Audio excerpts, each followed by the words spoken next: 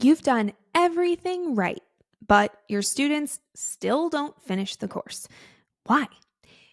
If your students aren't finishing, you're missing one of these 4 shifts. I work with top tier experts who know their content is good, but students are dropping off halfway through. Sound familiar? Let's fix it. Stick with me because I'm also going to share the 4 upgrades we made to our own client programs that immediately boosted engagement and results. And no, you don't have to rebuild your entire course from scratch to implement them. Let's get it.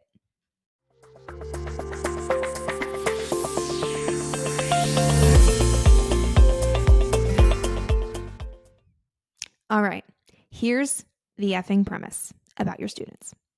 It's their job to do the work, but it's your job to make the work easy to do. This one mindset shift is going to change how you design, how you update, how you deliver your program from this point forward. Again, it's their job to do the work. They've got to show up and do it, but it's your job to make that work as easy to do as you can. So let's talk through a framework I call the intentional ease method, which has 3 key shifts and a bonus implementation layer that will help you build programs that students actually finish and then go rave to their friends about. All right, let's get into it. Shift number 1, results over rigor. Now listen, I know that you've evolved since your last launch. And so you're looking at your course, you're looking at your program, and you're thinking all the different things you could add and change and shift. But here's the thing, info dumping more content into your current program is not the way to go.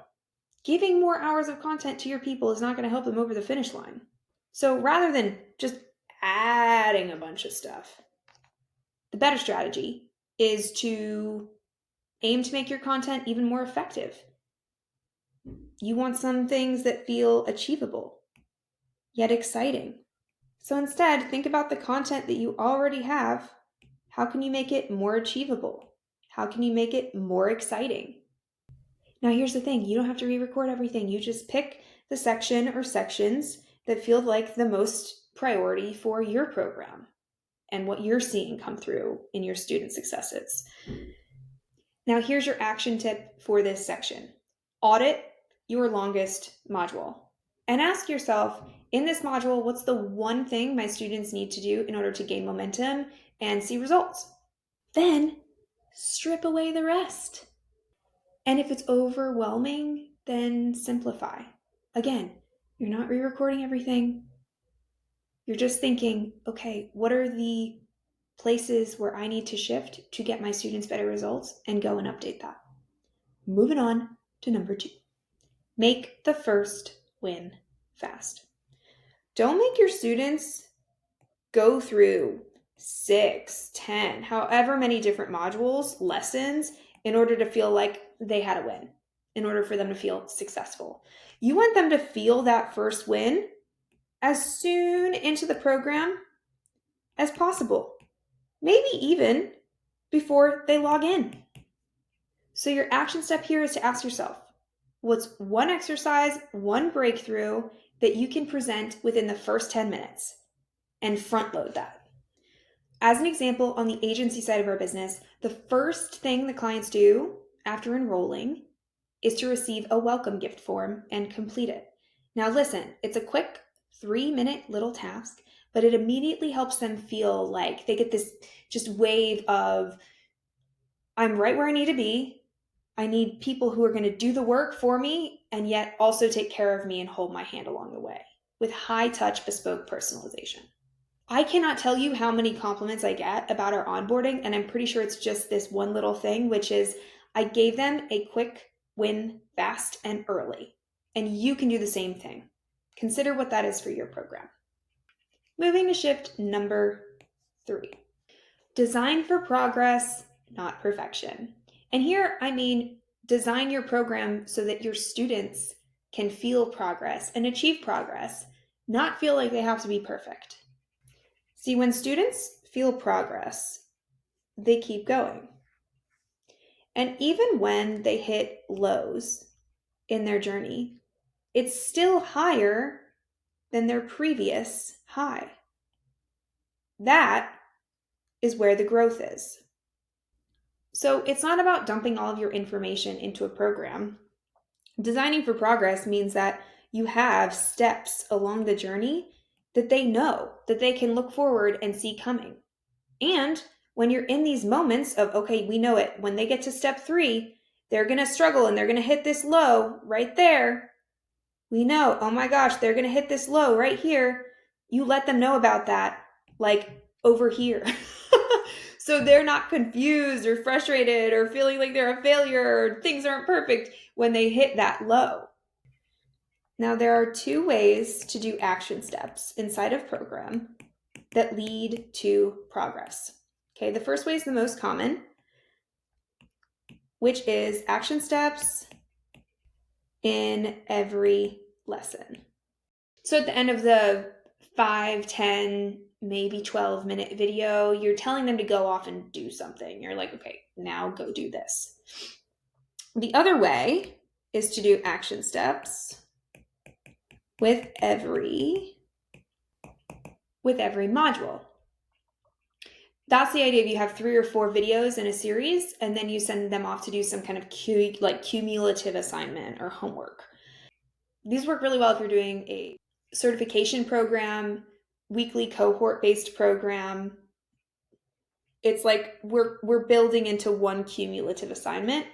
But this can be really great if there's lots of tiny little steps that are a part of your process, and it's almost like you got to tick off each and every box. I'm thinking about like business acquisition programs that we've done. So again, we're designing for progress. We're helping your students see progress is the way, not perfection. While this is really great for you to internalize as you build out and develop and update your own programs, it's also important that we install that belief into our students' brains as well. Moving on to number 4. Update like a CEO. Here's what I know after working with over 100 founders on their programs. They look at their program and they see all the problems. They know all the places they've evolved and they want to update the content. And they're just like, oh, problem here, problem there. Oh my goodness. And so what does the founder do? Well, the founder thinks, I'm just going to burn this bad boy down and start from scratch. But what if you didn't think like the founder? What if you didn't think like the expert? What if you didn't think like the talent, like the person whose identity is wrapped up in this training program? What if you acted like the CEO, like the CEO who's been hired by the founder to get a result in the business? How would that person act? What would they say about this program over here with all these problems? They're not going to burn it down. They're not going to burn down something that actually is working in a lot of ways, even though we can see potential upgrades for it. They're going to think, okay, well, let's revisit onboarding because we know how much onboarding matters to referrals, retention, overall client experience. Like onboarding is one of the most powerful, most important things any of us can do in our businesses. They're going to think, oh, well, if we add a training, let's make it a mini training. We don't need to overhaul the whole thing. Let's just add a mini training in to fill that gap. They're going to consider, well, let's take these PDFs. Let's not recut any videos or do anything different, but let's just turn them into AI agents that can do the same thing and get our students results faster. That's how a hired CEO thinks. And the truth is, a lot of my clients, they come in thinking like the founder. But with a few strategic questions, you can start thinking like that hired CEO, the person who's getting paid to get a result. This is about treating your program like an asset, not a hustle. So here's your action step. Do a CEO check-in on your delivery. And what I mean by that is look at your metrics, look at your completion data, look at your feedback surveys. I hope you have feedback surveys in your program. Look at your student results. Look at the number of people that are sending through testimonials, even how many people inside of your program are referring to other people. Those are all metrics to look at that can indicate success of your program. I know we all look at like the social media numbers and the email opens and the click-through rates and all of the EPLs, and I can give you all the 3-letter acronyms for KPIs as related to sales and marketing. But at least once a quarter, take a minute, maybe an hour, 60 minutes, and look at the KPIs related to your delivery. Because that's what a hired CEO would do. And just one little tweak can make a huge difference. I do client experience officer support for Speakeasy Mastermind. Love them. I'm also the Scottsdale chapter captain, so super involved in this organization. And the first thing we did when they brought me on as fractional client experience officer was to refresh their onboarding. So now we have an onboarding 5-video series to get members excited about the platform. We also have a kickoff call. So they have this choose your own adventure option for onboarding. They can either do it asynchronously or network and get the full walkthrough live with the founder. They can also do both. And what we're finding is that the members who've joined in the last 60 days, who've gone through the onboarding, are getting more out of the platform than the members who've been with us 2 years.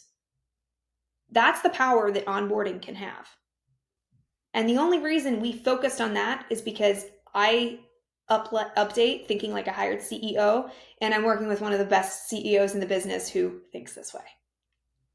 All right, moving on. As promised, the 4 upgrades. Here's 4 upgrades we've made in client programs recently that have had a huge impact relative to the work that we actually had to do to make them happen. 1, custom AI tools. I know you've heard about AI. I know you're thinking, I don't know if that's for me, or maybe it is, but I don't know how to do it, and it seems overwhelming and like a lot. Boo, it is not. Progress over perfection, remember?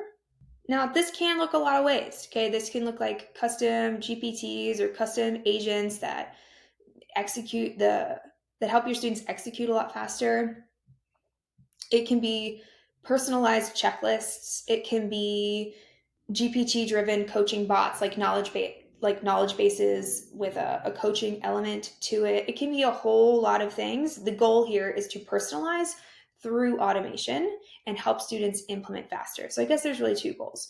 1, help your students implement faster, and 2, personalize their experience through automation. I could go on this for a long time, but for now, just know that it is an upgrade. We've made it in many of our programs recently with mega results. Number 2, peer facilitated networking. This works in masterminds. This works in group coaching programs. This works in any space where the community actually comes together. So it won't work on self-paced programs. But if the students know each other and there's a space for them to hang out in, you can facilitate the connection between people so that they go and have their own networking experiences. There's lots of programs out there that people join not necessarily for the content or information, but because they want to be surrounded by who the founder attracts. And it's a big selling point for them. So if that's the case for you, or you suspect it might be the case, it's worth testing out having some kind of facilitated network or connection calls. But you don't necessarily have to be on the calls helping people connect. Find the leaders in your group, talk to them about it, give them a roadmap, let them know here's the agenda for the call. I'm going to connect you with people. Let them know what their role is. You'll be surprised how many people raise their hand to do this and to be seen as a leader amongst the group. Number 3, short update trainings rather than filming entire modules. So for example, let's say this is my main training related to a topic. Let's say Instagram Reels. Now, Instagram Reels changes quite frequently. So what happens every time Instagram does an update?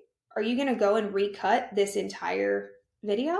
Well, maybe you do, but do you have to?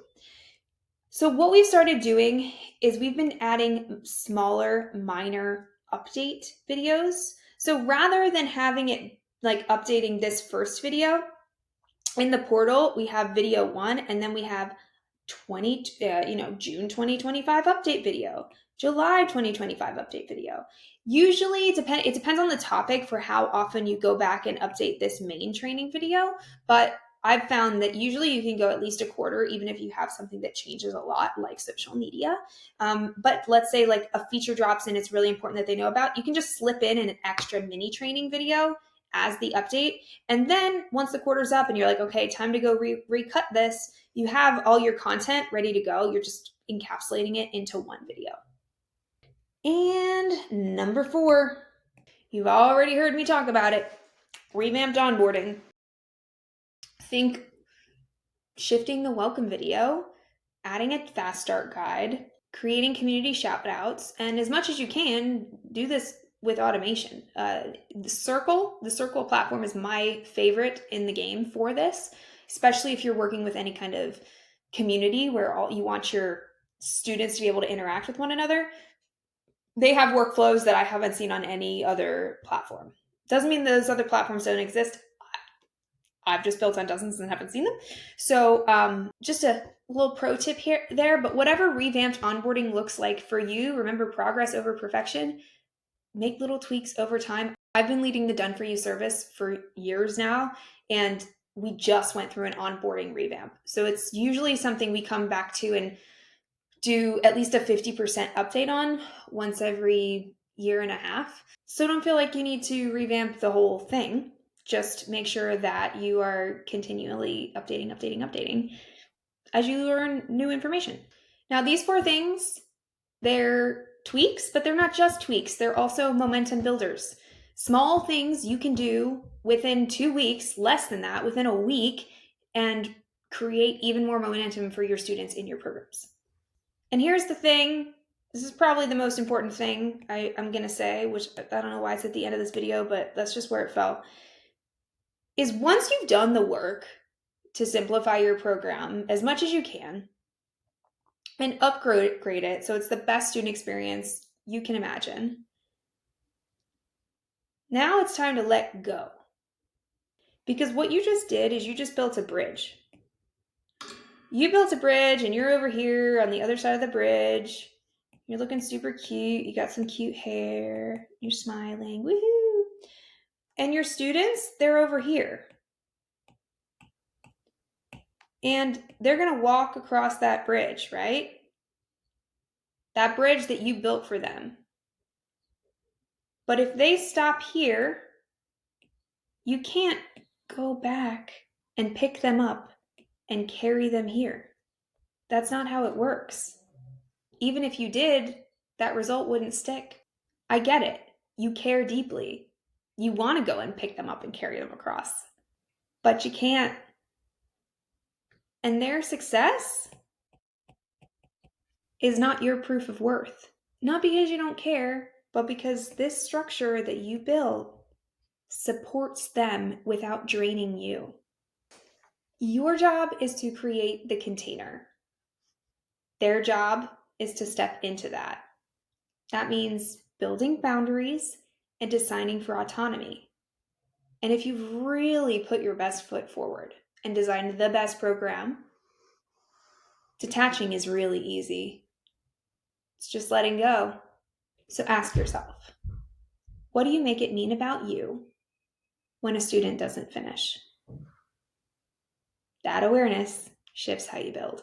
It helps you determine if you're doing something out of a pushing, wanting, desire place of making them successful, or a place of building the best bridge you can so that they can step up and step over it. Now, if this video got your wheels turning and you're ready to refine your program without starting from scratch, hit that subscribe button because I give videos every week about this exact kind of work. And in the comments, tell me, I do respond, what's one thing you'll update in your course to make the work easier for your students? Let's raise the bar together. And if you want further support, then check the link below because I have something coming out in July that, well, it's never been done before. I'll see you there.